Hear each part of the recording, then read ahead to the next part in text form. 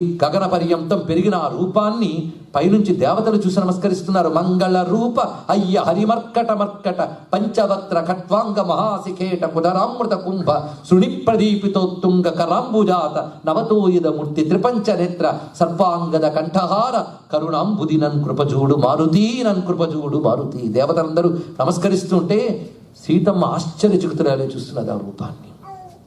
అక్కడ వాల్మీకి అంటాడు, పద్మపత్ర విశాలాక్షి సీత అన్నాడు. పద్మపత్రములు వంటి విశాల నేత్రములు కలిగిన సీతమ్మ చూస్తోందట. అంటే అసలే పెద్ద పెద్ద కళ్ళు, హనుమంతుడు రూపాన్ని చూసి ఆశ్చర్యం తింత చేసింది ఇక్కడ కళ్ళు.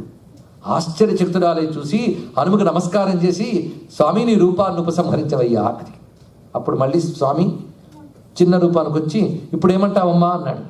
ఇప్పుడు నీ రూపం చూశాక నీతో రావడం మహా కష్టమని తెలిసింది. ఇంత మహాప్రతాపమైన భుజమెక్కి వెళుతూ ఉంటే వేగానికి ఎక్కడ నింపడితే ఉన్నది. అవన్నీ అక్కడ పెట్టుగాని ఒక్క చిన్న విషయం, రాముడు తప్ప ఇతర పురుషుల్ని నేను స్పృశించను అని చెప్తుంది ఇది సీతమ్మ. అది పాతివృత్యం. పరపురుషన్ స్పృశింపనని పల్కిన పల్కు త్రిలోక వంద్యము. చాలా గొప్ప మాట అండి. భార్యాభర్తల ధర్మంలో, భారతీయ సంస్కృతిలో ఉన్న విశేషం ఏంటంటే భార్యాభర్తలు మాత్రమే పరస్పర స్పర్శ, ఇతరులను గౌరవించడమే. ఇది తెలుసుకోవాల్సింది ఇక్కడ. అదొక మర్యాద. ఆ మర్యాదకి సీతమ్మ ఒక పెద్ద తార్కాణం. అందుకు పరపురుషుని స్పృశించాను నేను రాముని తప్ప అని.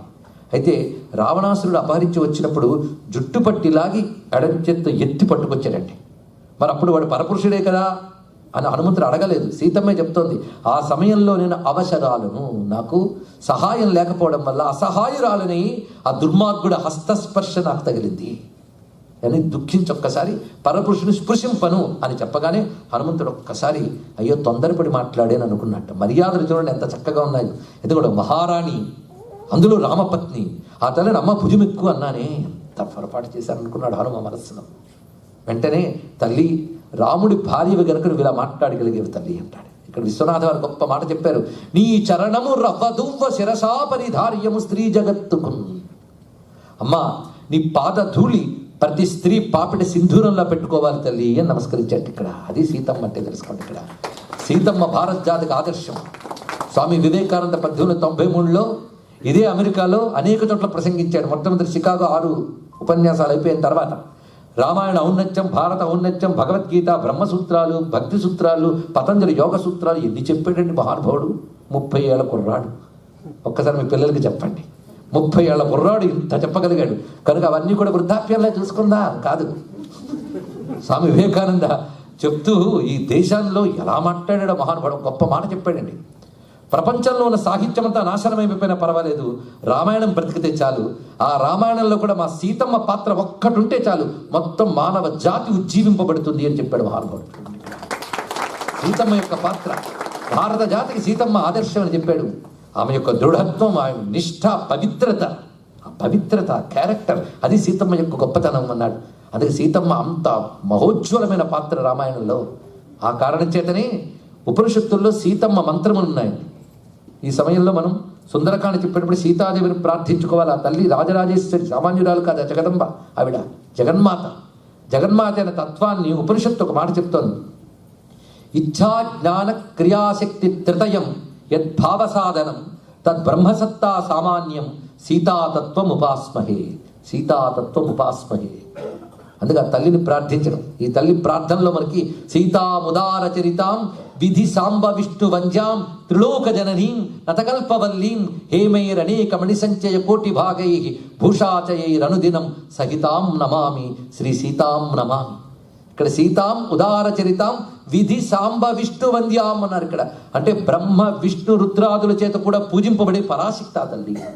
ఆ పవిత్రమైన మూర్తిని ఈ సమయంలో మనం ధ్యానించాలి.